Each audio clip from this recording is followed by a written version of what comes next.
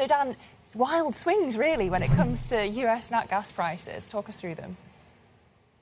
We've seen this huge Arctic blast come down from the north in the US, and that's done two things to the natural gas industry. One thing it's done is you go out to like West Texas, Colorado, these places where there's lots of gas wells. It's freezing equipment at wells and pipelines and processing plants, and that's cutting off natural gas supply.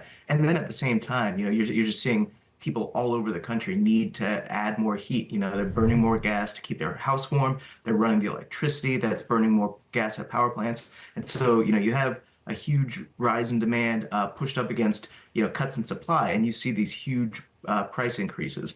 From January 16th to the 26th, the prices have almost doubled on the front month contract.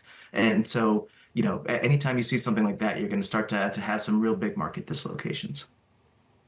And just walk us through the international pricing dynamics here, because of course the war in Ukraine had been a massive factor for Europe.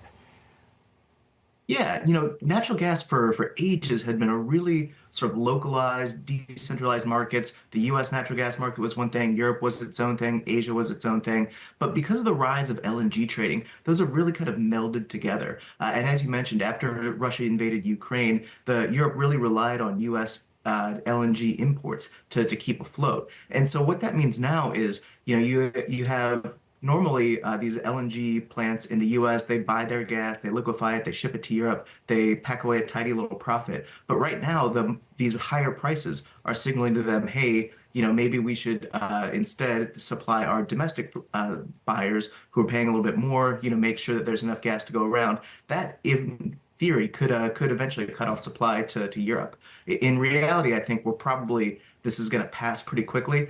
You already look at the next month natural gas futures contract; it's significantly lower than the front month price. So this is probably a pretty quick event here. But over time, I mean, this is something that if you're in Europe, if you're in Asia, these American cold snaps are really going to be something that could affect your gas supply.